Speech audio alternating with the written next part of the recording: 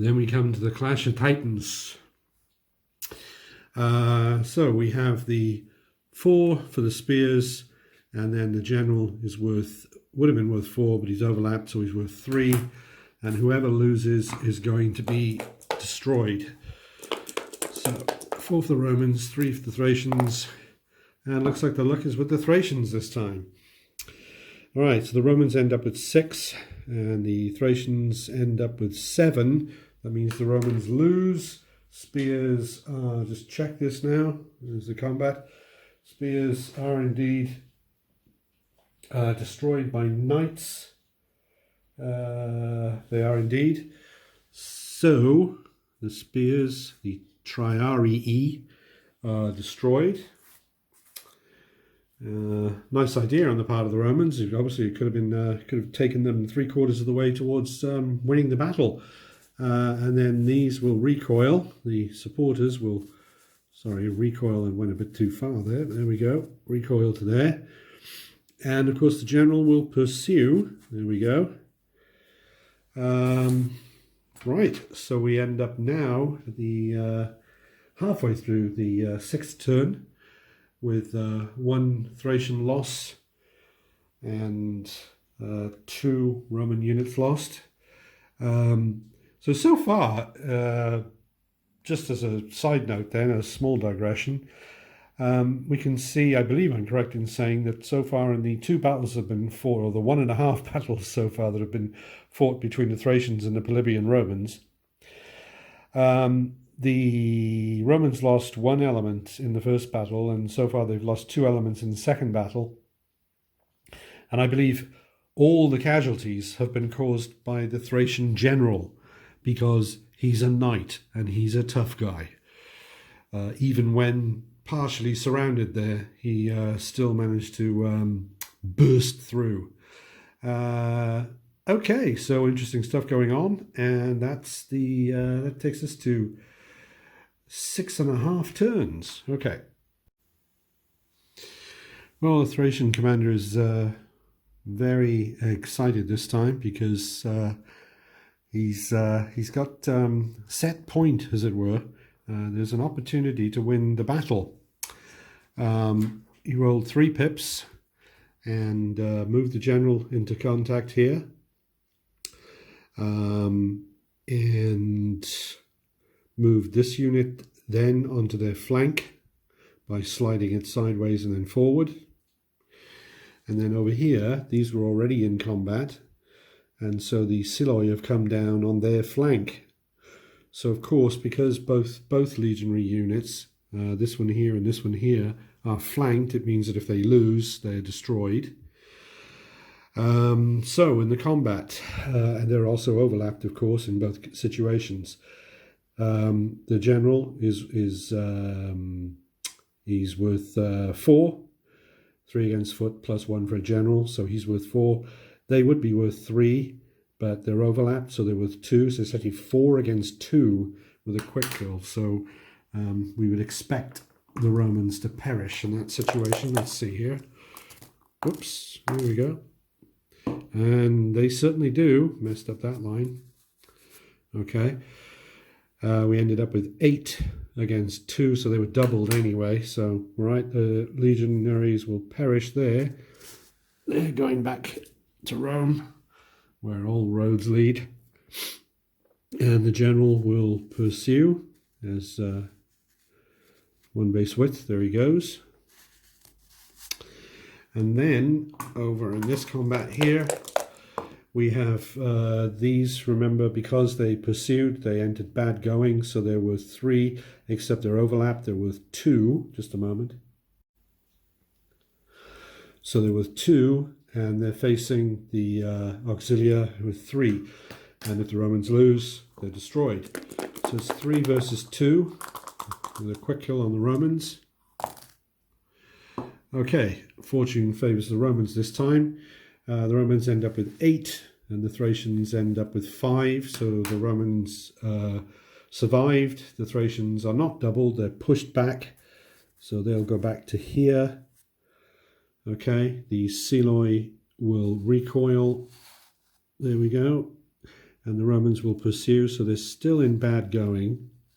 They're just about on the hill there, as we've said. So the Romans a whisker away from defeat, and that is the end of the 6th turn. And take another sweep across the battlefield here. Well, we've got the camp there, so there's our 1 Thracian loss. That's what's going on there.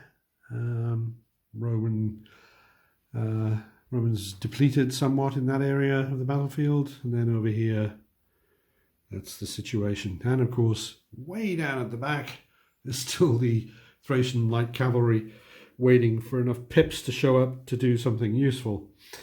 Okay, I wouldn't normally do this, but I have this time, as it was so important, in both the case of the knights there and also for 2 turns for the legionaries there. They should not have pursued, because it would have taken them into bad going, and pursuers do not pursue if it would take them into bad going. So it doesn't, the rules as I read them don't say they stop when they reach bad going, they simply don't pursue at all. So that means that although they kill the Romans there, they don't pursue. And then over there, they would have not have pursued and kept up with the auxilia. So I've actually even moved the Seloi back. That means that the Thracians have actually lost a couple of pips. That means they didn't do anything on the turn, because I've just put those troops back. But what I can't do is have the Romans pursuing the auxilia into bad going. So that is that's revisionist history, as it were. That's the end of that's the new alternative end to turn 6. The Roman commander got 6 pips as we go into turn 7, and these were spent by going into contact in multiple places, because the Romans have lost 3 units and they've got to start bagging some Thracian units. So cavalry went into contact here, legionaries in contact there with the Seloi. Legionaries go forward, that puts them in bad going, but they have the Triarii on their flank here to flank the Thracians, so they'll be able to get a quick kill on the Thracians if the Thracians lose the combat.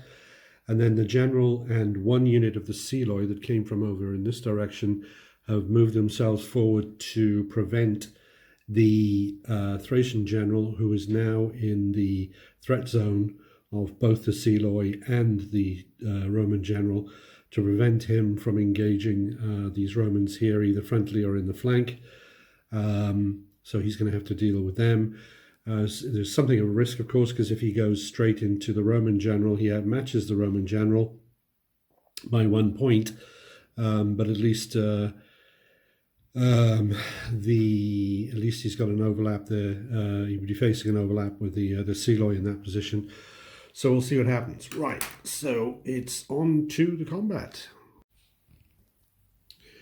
And the Roman is going to start with this combat here, because this is 5 for the blades against 1 for the Seloi, because they're overlapped. Even though they are in combat, they still count as overlapping them. So they are with 1, they're with 5, and we're going to try and get rid of them before we adjudicate this one, so that they will not count as overlapped by the Seloi. Right, okay, so it's 5 against 1, and that looks like a Roman win. Obviously we end up with 10 against 6, so it's not doubled. So let's see, Seloi are defeated there, but they're not doubled, so they will recoil. Okay, which is interesting, because that means that the Roman cavalry, unfortunately for them, are still overlapped. Let's see, the blades, I think the blades do not pursue Seloi, right. So very well. So now we come to, let me straighten that up a little bit there. Oh no, it was like that, wasn't it? Yeah. Okay, so now we have the Roman cavalry against the light horse, which would have been, normally we'd have 3 against 2, but they're overlapped, so it's actually 2 against 2. Okay, whoops. So 2 against 2, let's see what we get. Well done, Thracians. Okay, so we end up with 7 Thracians against 4 Romans. So the Romans are defeated but not doubled, and they are cavalry. So they are going to recoil. Okay, so we'll recoil them back to here. And I don't think light horse are in the business of pursuing. No, they're not. So they'll stay where they are. So not a big result for the Romans over there. Right, then a rather more promising combat here. We have the Romans. They are armed with pilums, so they're blades. So they'd have a factor of 5 normally against foot, but because they're in bad going because of the hill, there were 3. The auxilia were 3, but they're overlapped, so they're worth 2. And if they lose because of that, they will be destroyed. So therefore, we have 3 against 3. Looks like the Romans got it this time. That gives us 9 against 7, which means the Thracians have lost. They cannot recoil because of the flanking enemy here. So that unit of Thracian peltasts is lost. And here we go. They're in bad going. The rules I read say that if they're in bad going, they won't pursue. They won't pursue into bad going, and they also won't pursue if they are already in bad going, with the exclusion of a couple of types like gullies and, well, frankly, things that I don't tend to use a lot. So there we go. So I'll leave them where they are. And then there go the Thracians running headlong, well, presumably back to Thrace. So now that means that the Romans have lost 3 and the Thracians have lost 2, which is a bit more promising for the Romans. And that is the end of the Roman 7th bound. The Thracian general had 6 pips, so plenty of opportunity there. Right, so what was done was the general has turned to face the Romans, and this unit of auxilia has put itself in line with the general, so he's providing flank support there. This puts these troops, of course, within the threat zone of these, and those are within the threat zone of this unit here.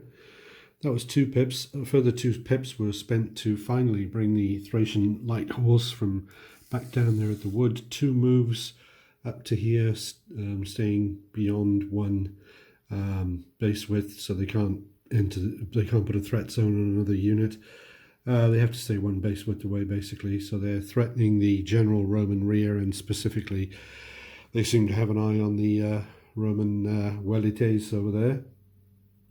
And then moving across to the other side, we had 2 pips that were spent to take this unit of peltasts forward to here into contact with the Romans, also then lined up beside them with the Seloi. This creates an interesting situation because the Romans then, of course, had to turn to face. They're in combat. Okay, fine. But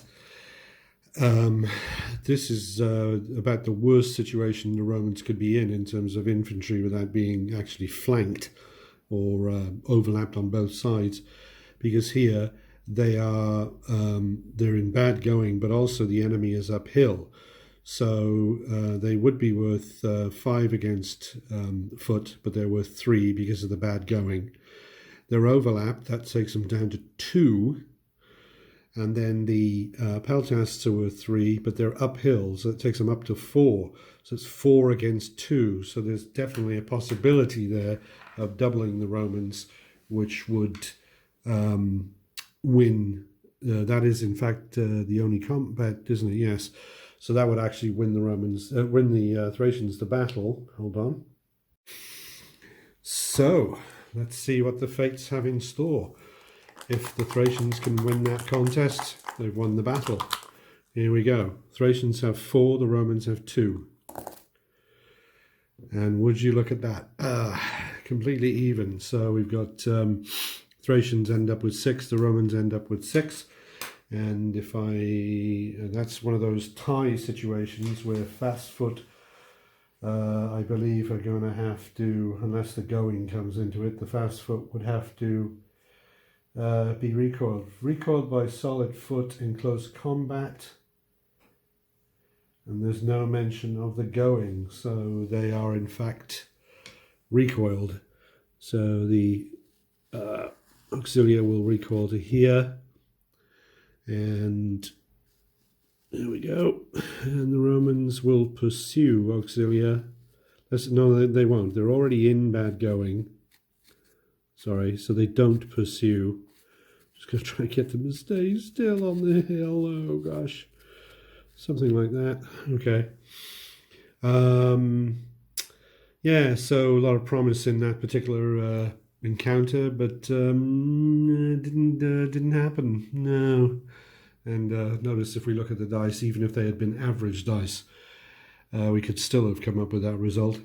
There's no other combat, so that is the end of the Roman 8th bound. Sorry, that was the end of the Thracian 7th bound. Right, 7th turn. We'll get there. Well, the Roman general had 6 pips, and after a prolonged analysis of the situation, decided that unless he threw everything against the enemy this turn, there was no way that, chiefly due to the presence of the light cavalry here, there was no way that he could avoid losing at least 1 unit in the next turn. So if that was a foregone conclusion, that would lead to a 4th loss, which would lead to the loss of the battle. The only way that can be averted is to either kill 2 Thracian units this turn, or indeed to kill the Thracian general. So although a lot of the combats that we're about to see now are going to be disadvantageous for the Romans, they are the only thing left. So it turned out that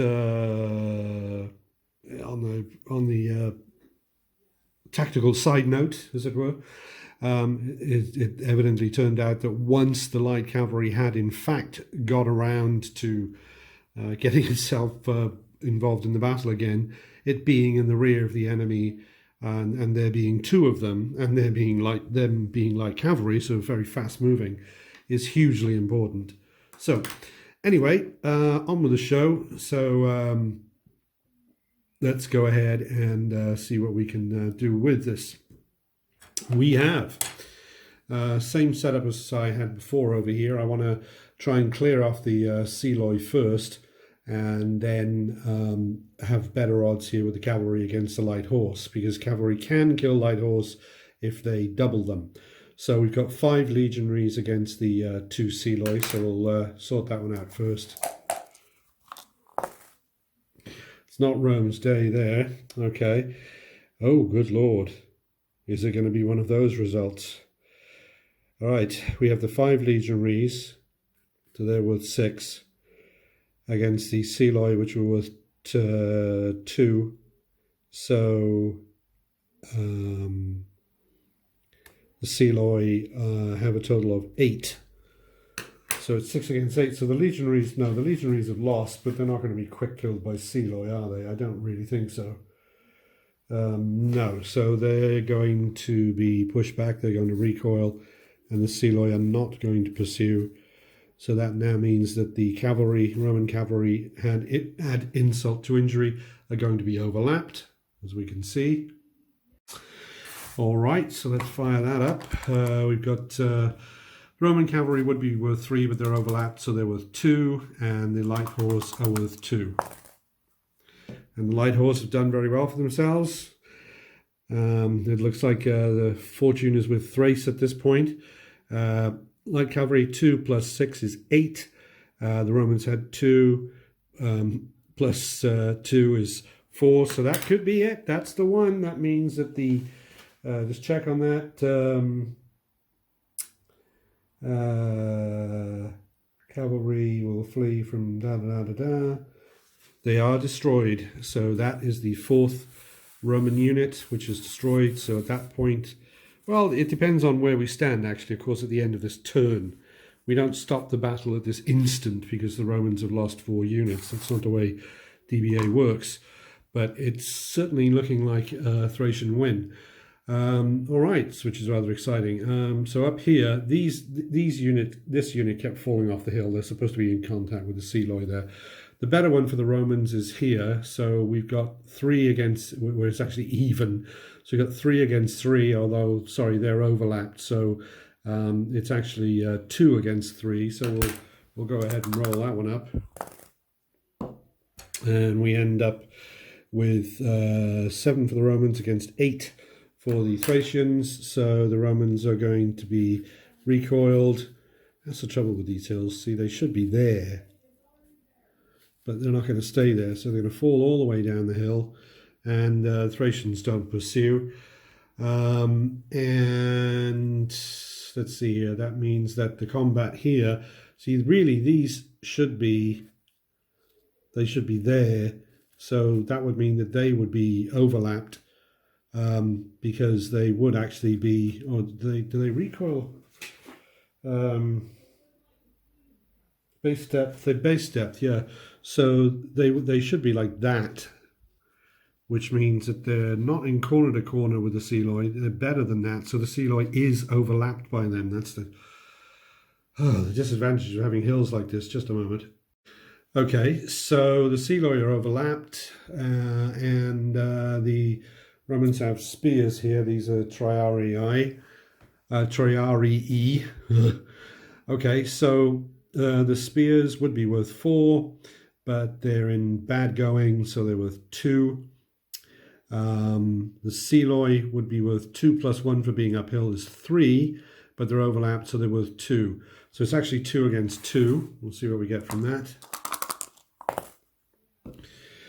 Luck is with Thrace again. We end up with 7 versus 5, so the Romans are recoiled from that combat. So they recoil 1 base depth, takes them down to about there. And so we can smarten that up a little bit. There we go.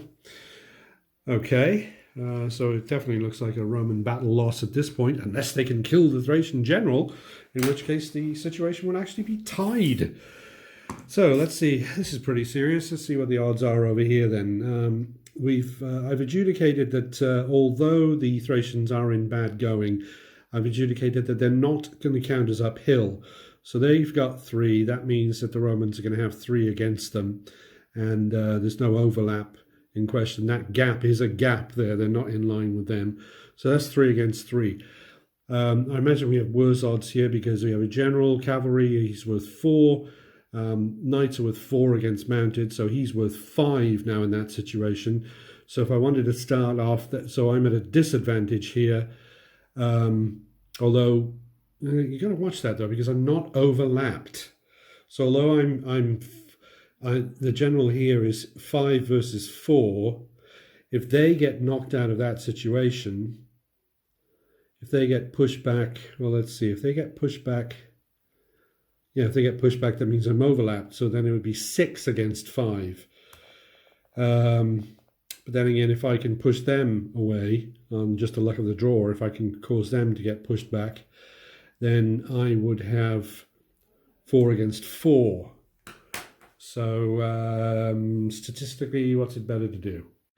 I don't want to run the risk of them being pushed back by the luck of the draw. So I'm going to start with here. So that means we've got the Thracian general with knights. He's worth 5. I'm a cavalry general. I'm worth 3. Go from there. Oh, and luck again is with the Thracians. Thracian general ends up with 11, and the Roman general ends up with 5. So he is doubled. So not only is he destroyed for a 5th Roman loss, but he's also the general. So that means the Romans have effectively lost the equivalent of 6 units at this point. Oh, infamy, infamy. Everyone's got it in for me. No, stop messing about. Anyway, little carry on Cleo reference there. Right, so that means then we have the Roman legionaries, their blades, they're overlapped by the general here, and they're in bad going. So there were 3, overlap brings them down to 2, facing an enemy that's worth 3. As I say, we're not counting them as uphill. So it's 3 against 2. Good Lord. Thrace, Thrace, Thrace. Okay, 3 against 2, so 3, that becomes a 9 against a 6. So that means the Romans would recoil from that combat back to here, like that. And no, that's right, the knights would have followed up 1 base up to here. Okay. And, well, I mean, isn't that enough? So those are the Roman losses, including, as we could see at the end, the general. And the Thracians over here, we can see running back to Thrace, we have 2 units. So the Romans have lost the equivalent of 6 units, because they lost a general, and the Thracians have lost 2. That was a very interesting battle because, of course, what I was trying to do was I just wanted to set up a situation to see if the Thracians could actually win against the Romans. I mean, obviously it's not much of a sample set, only 2 battles, but thought I'd give it a go. And we can see that they have done splendidly. And once again, I think we can see that all the Roman units that were killed by the Thracian general, with the exception of, I suppose we must have had particularly spectacular Thracian dice over here when this light horse unit bagged the Roman cavalry that was overlapped, yes, but that only gave them even combat factors with the light horse. But anyway, so that means that of the effectively 5 victory points, so 6 victory points that the Thracians got, 5 of them were killed by their general. So yeah, I suppose when you have a knight general and he's up against the right troops, and he rolls good dice as usual, as is usually the case, I should say, then he can be a fairly potent factor. And also, I did like that, although they never actually saw action, it was decisive at the end when the Thracian light horse finally showed up. Just a moment. Because they basically paralyzed the Roman options. The Roman commander could not see a way to maneuver his troops in such a way that the light horse would not have been able to, either by themselves or in combination with the forces up here, pretty much surround a unit that they would pick off, probably the Roman general, and almost certainly destroy that unit in the next turn. So the only thing to do was to basically say charge in every direction in order to try to bag a couple of Thracian units, or as I said, Thracian general, that sort of thing. Yeah, so it was a very interesting battle. And we can see that when we got the Thracians like they are here, up on the hill, up on the difficult hill, and also over here, that they become a much more formidable opponent. And I also think the Thracian Seloi gave good account of themselves. And yes, the bold outflanking maneuver with the the Thracian light horse, when they did finally show up, they posed such a significant threat that, it basically meant the battle was just about over. Okay, so, well, I say, here's to it.